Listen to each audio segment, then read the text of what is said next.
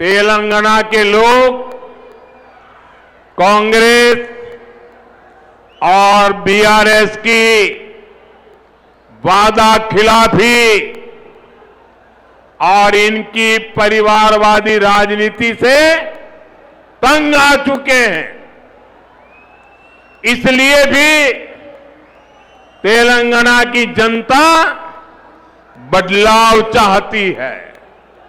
साथियों, बीजेपी का हमेशा ये मंत्र रहा है, राज्य के विकास से देश का विकास।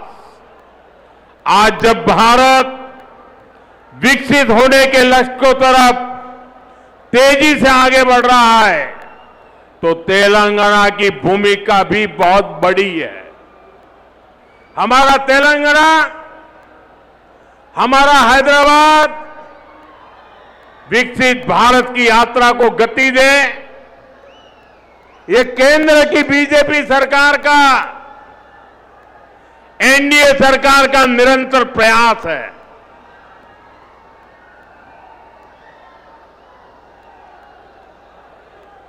इसी मकसद के साथ थोड़ी देर पहले मुझे हजारों करोड़ रुपए के प्रोजेक्ट्स का शिलान्यास करने का अवसर मिला। साथियों, अभी देश भर में 14 इंडस्ट्रियल कॉरिडोर पर काम चल रहा है। उसमें से एक यहां तेलंगाना में बनने जा रहा है। जहीराबाद इंडस्ट्रियल एरिया में व्हीकल मैन्युफैक्चरिंग से लेकर फूड प्रोसेसिंग तक इंडस्ट्री का एक आधुनिक इकोसिस्टम बन रहा है। ये लाखों युवाओं को रोजगार देने का काम है। ये इंडस्ट्रियल एरिया यहां के किसानों, यहां के मिडिल क्लास के लिए एक नया वरदान बनकर आएगा। साथियों, एक और उदाहरण टेक्सटाइल पार्क का भी है।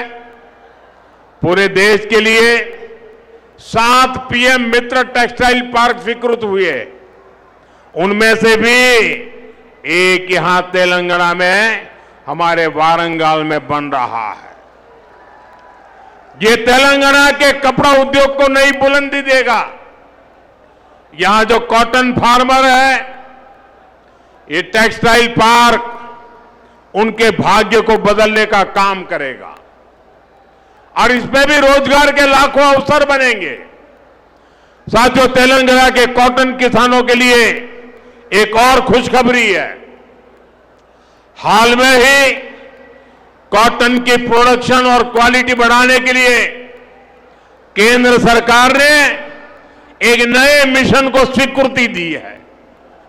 हजारों करोड़ रुपए के इस मिशन से यहां के लाखों कपास किसानों को मदद मिलेगी, किसानों की आय बढ़ेगी और टेक्सटाइल सेक्टर के लिए कपास के इंपोर्ट पर भारत की निर्भरता भी कम होगी।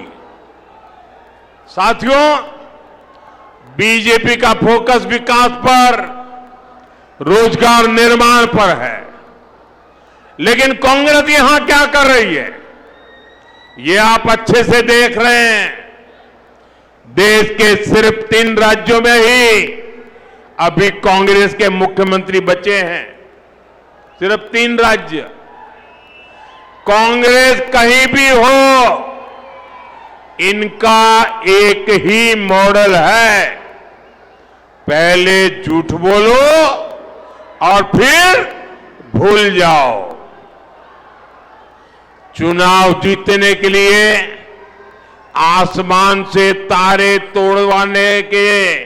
तोड़ करके लाने के वादा करते हैं और सरकार बनने के बाद ये बहाने करने लगते हैं। साथियों, हिमाचल और कर्नाटका में कांग्रेस अपने वादों को भूल गई है।